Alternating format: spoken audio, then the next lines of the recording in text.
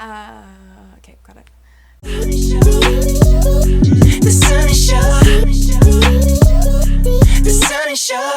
For the bright side of branding, business, and being your own boss. Hey team, it's Sunny Lenarduzzi. Welcome to The Sunny Show. And this is a brand new segment we're calling Lenard's and Lenardon'ts. And today's topic is direct messages. So we're gonna go over the rights and the wrongs of social media in this series, and particularly today, what not to do and what to do when we're talking about the DMs. It goes down in the DM. First things first, a Lenardon't. Don't slide up in the DMs if you don't know the person that you're talking to. And if you do, then be polite and say, hey, we haven't ever met, but I wanted to introduce myself. This is who I am, and this is why I thought I should reach out to you. Just getting a random message with no context in somebody's direct message inbox on any social platform is alarming. It feels a little violating, and it just comes across as kind of, I don't know, smarmy and gross. Now a letter do. Keep it relevant. This is very much so a private space, and you don't want to invade it with spammy auto messages. You want it to be personalized to the person that you're talking to. So I always say follow the 3 C's. Connect, converse, and compliment in some way, shape, or form so that you start off on the right foot. Think about it this way. If you go to someone's house and a salesman comes knocking on the door and you can see it from a mile away, you're probably not going to answer the door. Same thing as the online space. If you can see that it's a spammy message from the first line, you're never going to open that direct message. So keep it personalized. Say the person's name in your opening line. Add some sort of compliment about a recent article they posted or some kind of content they put out there. Just make it so that it's actually relevant to that person so they're interested in talking to you. Lenardon't. I kind of mentioned this in the last Lenardo, but the biggest Lenardon't of all when it comes to direct messages on any platform is don't do auto DMs. And the fact that we even have to still talk about this is crazy to me. I know it's way easier to send an auto direct message than actually following up with people one by one on your social channels, but nobody likes an automated direct message. Even if you think it looks organic and natural, I'm telling you, it doesn't. It's clearly a fake. So make sure that you are actually doing the groundwork and writing to people who will want to hear about whatever it is that you want to direct message them about, whether it's a new book or a blog post or a business venture. Pay attention to the people that are following you and only message the people that will actually care. Don't send auto direct messages or we can't be friends. Lenardo. Take it offline. That's what all of these relationships that you're building online are about.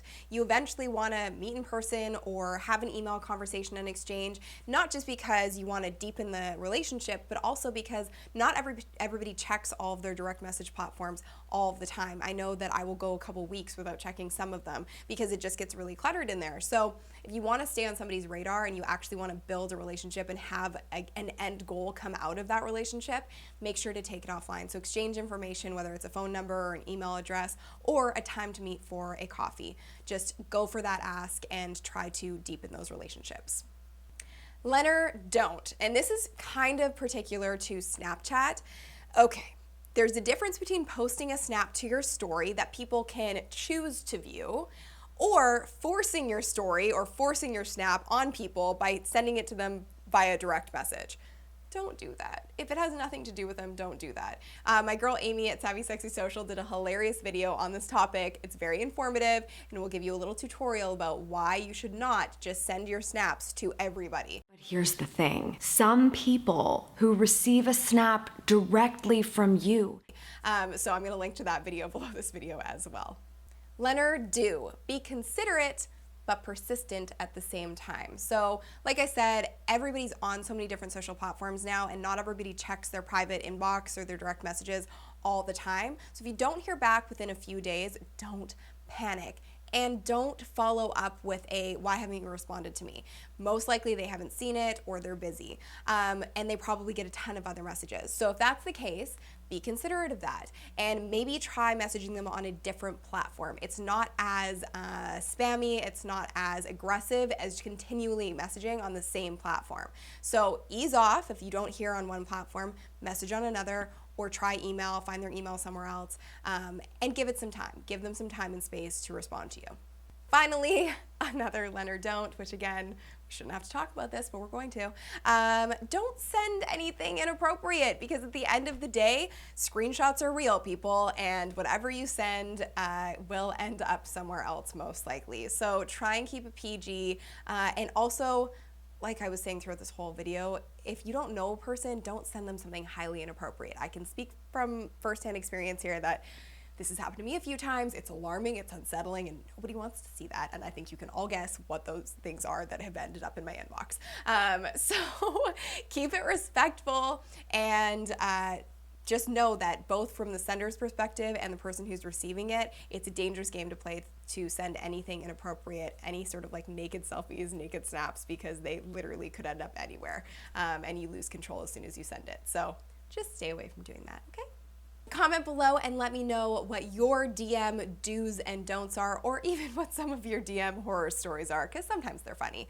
If you like this video, hit the like button below. Be sure to share it with your friends and subscribe. And if you want to figure out some more tricks of the trade on specific social platforms, I have a really awesome Twitter checklist to get you started or to help you re-strategize on that platform. And you can sign up for it at sunnylenarduzzi.com. And I have a brand new group on Facebook for all of you who have ever wanted to be your own boss or are your own boss. I have been for about 6 years, and I know how challenging and exciting it can be, but it can also be kind of lonely. So this is a place for us to share ideas with one another and support each other in living a life on our own terms. The link to join the group is right below this video, and I'm so excited to get it started. Thank you so much for watching, and I will see you in the next video.